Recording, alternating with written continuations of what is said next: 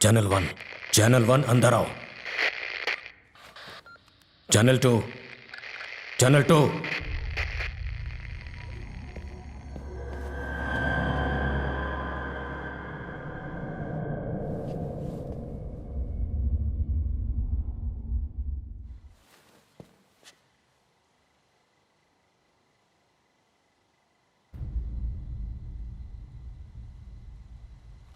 किसने मारा इन्हें?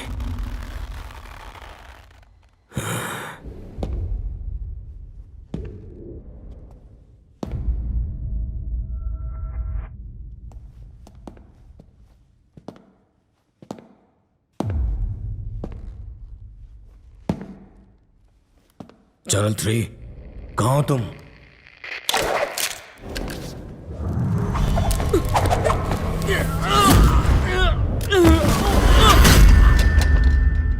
Hands up!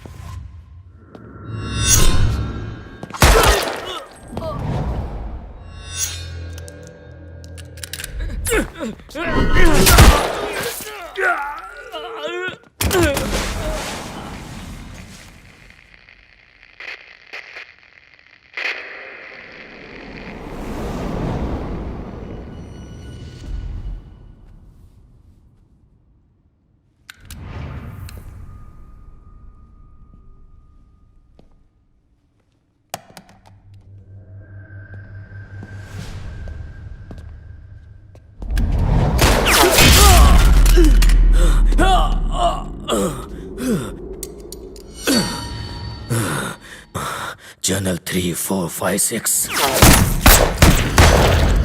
मेरी बात सुनो। टारगेट मेरे पीछे है और मैं जख्मी हो चुका हूं। मेरे पास गन भी नहीं है। इंद्रानी मुझसे 5 फीट की दूरी पर है। मैं मर जाऊंगा, लेकिन इंद्रानी को मारने के बाद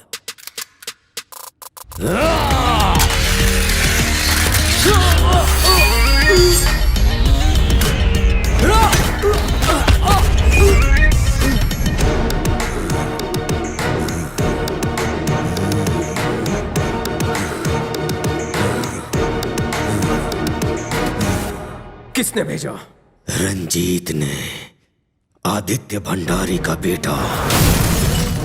कंपनी का मालिक बनने की लालच में उसी ने तुम्हारे बेटे को मरवाया, लेकिन लोगों को लगा कि वो एक एक्सीडेंट है। तेरा बेटा मोहन नर्क में बहुत अकेलापन महसूस कर रहा है। जाके उसे कंपनी दे। अरे अब खुशियां मना, खुशियां। तेरी पत्नी को भी तेरे पास भेज रहा हूँ, बाकी तुझे अकेलापन महसूस ना हो। वहां जाके रिंग रोजेस खेलना, और तेरी कंपनी मैं संभाल लूंगा, क्योंकि उस सीईओ की चेयर को पाना ही मेरा सपना है।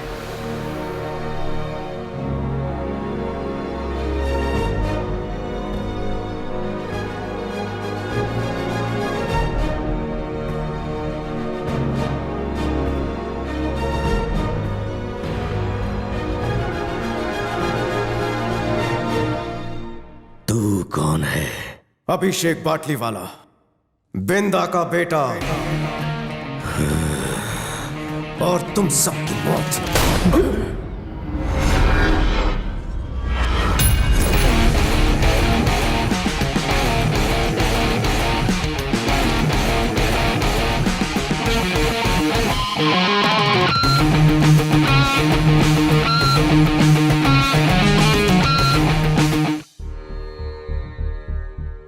हथियार बनाने के लिए जरूरत होती है मजबूत हाथों की, एक अनोखी सोच की, अपने अंदर छुपे अहंकार की। लेकिन तबाही तब मचती है जब कहीं अन्याय होता है। मैंने भगवान से प्रार्थना की,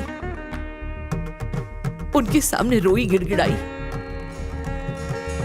कि क्या मेरे पति और बेटे के हत्यारों को सजा नहीं मिलेगी।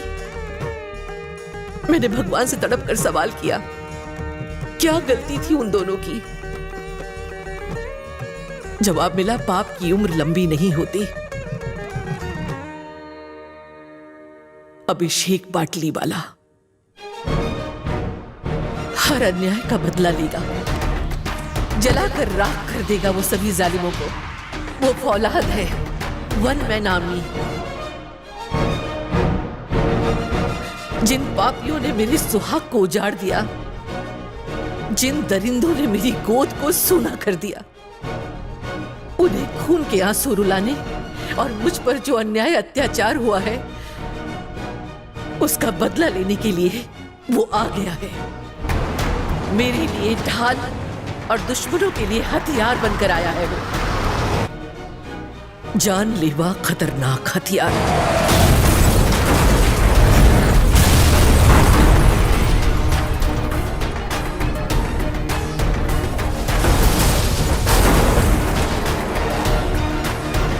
जिसका वार सिर्फ और सिर्फ न्याय के लिए होता है। न्याय के लिए किसी को मारना धर्म है, और वो अपने इस धर्म का पूरी तरह से पालन कर रहा है।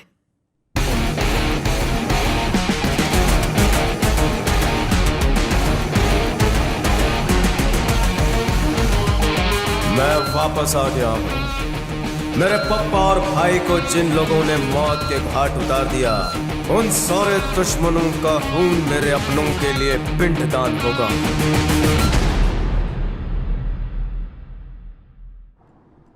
आदित्य भंडारी तुम्हारे पिता के साथ 25 सालों तक घूमता रहा, उनका खून चूसता रहा। उसके बेटे रंजीत को हमने अपना बेटा माना, इंटरनेशनल ऑपरेशन का सीईओ बनाया, लेकिन कंपनी के लालच में उसने हमारे साथ गद्दारी की और हमारे परिवार को खत्म कर दिया। आखिर क्यों? उस कुर्सी के लिए मैं अपने पप्पा को और भाई को खो चुका हूं, लेकिन अब वो कुर्सी मेरी होगी। शतरंज का खेल उस वक्त तक चलता है जब तक किसी एक राजा की मात नहीं होती।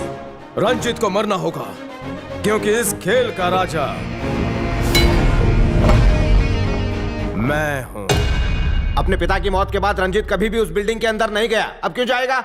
जाएगा, मैं उसे लाऊंगा। I have plan B.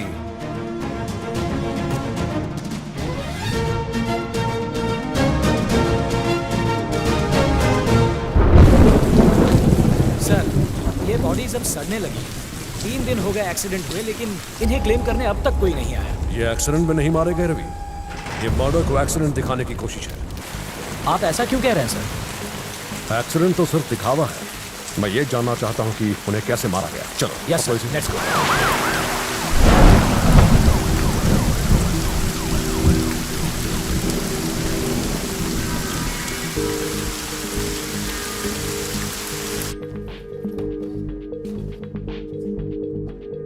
ये कॉन्फिडेंशियल है। आप बोलिए। ये मेरा सेक्रेटरी है, यही रुकेगा। आपके हस्बैंड का केस लगभग सॉल्व हो चुका है। यह साफ साफ सुसाइड का केस है। उसके पीछे शायद फैमिली प्रॉब्लम्स या बिजनेस प्रॉब्लम्स हो, या फिर हो सकता है आपकी वजह से उन्होंने सुसाइड किया हो। क्या?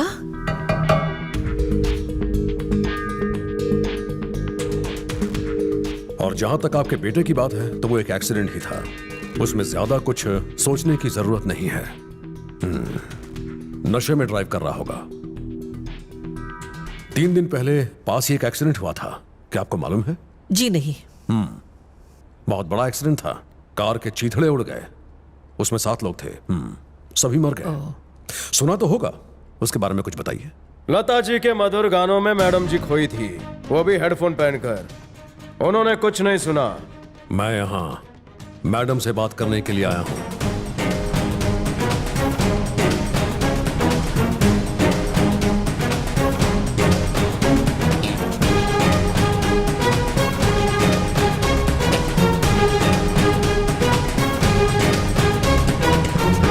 मैडम ने तुम्हें बिना दाग वाली कुर्सी दी और तुम उनके ही चरित्र पर दाग लगा रहे हो। तुम्हें पता भी है तुम किससे बात कर रहे हो? इतने दिन हो गए आपके हस्बैंड और बेटे को मरे हुए। इन्वेस्टिगेशन के बारे में पूछने के लिए आपने एक भी कॉल नहीं किया। अजीब बात है ना? सजा देनी हो या फिर भुगतनी हो, हम चील की तरह चिल्लाते नहीं। थैंक्स। पुलिस भले ही हर मुजरिम को ना पकड़ पाती हो मैडम, लेकिन मुझे जिसके ऊपर शक होता है उसे मैंने अपनी जिंदगी में आसानी से बचकर निकलने नहीं दिया, है ना रवि? जी सर। आप जैसे ईमानदार ऑफिसर्स की हमारे देश को जरूरत है। आप मुजरिम तक पहुंचे, यही मेरी दुआ है।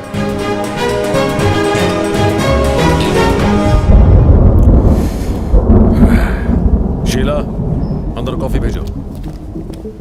आपने मुझे रोक लिया सर, वरना उस बदतमीज को ऐसा मजा चखाता कि वो याद रखता।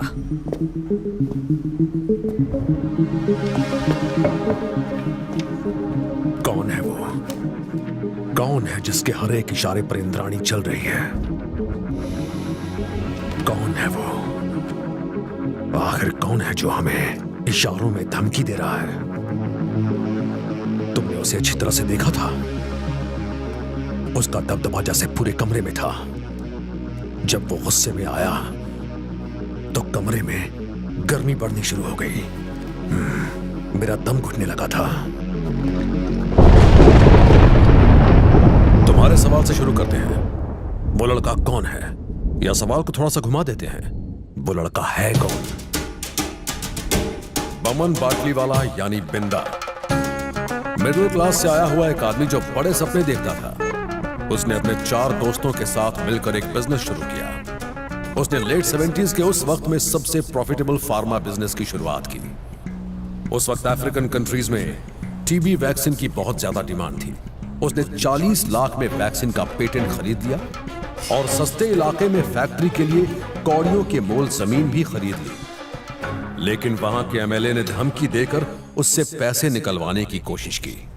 आपकी फैक्ट्री से जो धुआं निकलता है वो धुआं नहीं, जहर है। पीने का पानी जहरीला होता जा रहा है। तुम्हारा अगर एक भी आदमी गांव में दिखा तो कसाई से उनके 4 टुकड़े करवा के शेर को खिला दूंगा। मेरा नाम सुख छीन है, लोगों के सुख छीनता हूं। बिंदा, टाइम बर्बाद मत कर। इसको प्रॉफिट में से 20% दे दे। ये 50 मांग रहा था, मैंने 20 में डील फाइनल की है। मेरी बात समझ, मैं कंपनी के भले के लिए बोल रहा हूं। मैं कोई गलत काम नहीं कर रहा, बिजनेस कर रहा हूं। ओपनिंग सेरेमनी का कार्ड भेजता हूं, आके चाय पानी लेकर जाना।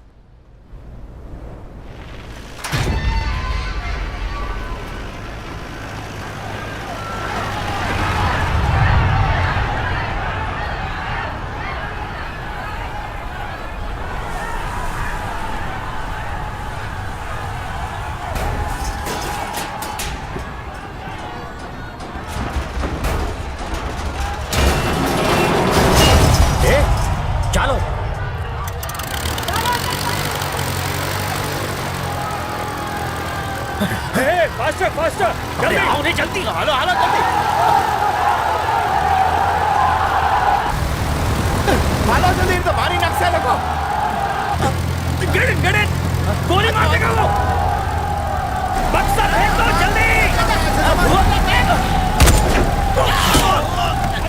जल्दी जल्दी प्लेन रोक। जब मैंने बोल दिया था कि 20% तुझे दिलाऊंगा तो सबको लेके क्यों आ गया? उसमें आधा हिस्सा मेरा भी तो था। मैं कैसे भी करके बिंदा को राजी कर लेता, लेकिन तूने सब गड़बड़ कर दिया। मैंने जिसे अपना समझा उसी ने मेरे साथ धोखा किया। अरे उसको छोड़ो, आ जाएगा। आप आओ, जल्दी आओ। बिंदा, बिंदा मेरी बात तो सुनो, मुझे एक मौका तो दो। हाथ दो। चल जल्दी आजा। वो एमएलए तुम्हारा साथी है ना, उसी से मदद मांगो। मुझे धोखा देकर मेरे साथ कैसे आ सकते हो?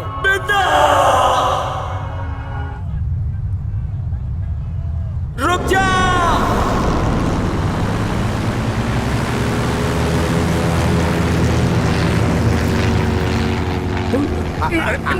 बिंदा कुछ नहीं होगा, टेंशन मत ले।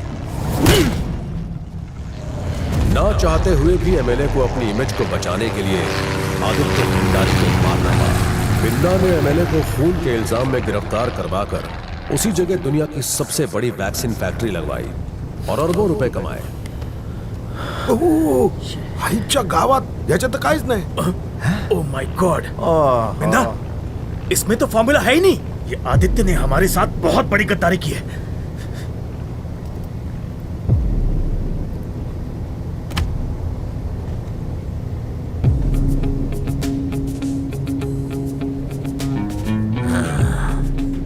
ये है मेरा प्लान बी।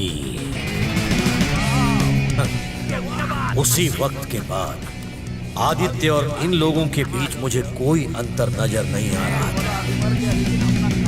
इनका असली रंग मेरी आंखों के सामने आने लगा और अचानक मैं अकेला फील करने लगा। रवि, मुझे इस केस की डिटेल में इन्वेस्टिगेशन करनी पड़ेगी। मुझे ये बताओ कि ये कौन है? बिंदा की पहली वाइफ कावेरी। उसने इसे छोड़ दिया था? नहीं सर, वो लोग बाली में हॉलिडे मनाने गए थे। तब अचानक एक लोकल माफिया वहां घुस आया और उसने गोलियां चलाई। इस फायरिंग में कावेरी मारी गई। इस वाकये के 7 साल बाद बिंदा ने दूसरी शादी कर ली। उनका एक ही बेटा था, मोहन बाटलीवाला। उसकी भी कार एक्सीडेंट में उसी दिन मौत हो गई जिस दिन बिंदा की हुई। मतलब बिंदा का कोई वारिस नहीं है। एबी ग्रुप ऑफ कंपनीज अनाथ हो चुकी है। और ये लड़का कौन है जो इंद्राणी के पीछे खड़ा था? बिंदा की लाइफ अब एक खुली किताब की तरह सामने आ रही है, जिसके बीच के पन्ने लगता है गायब हैं।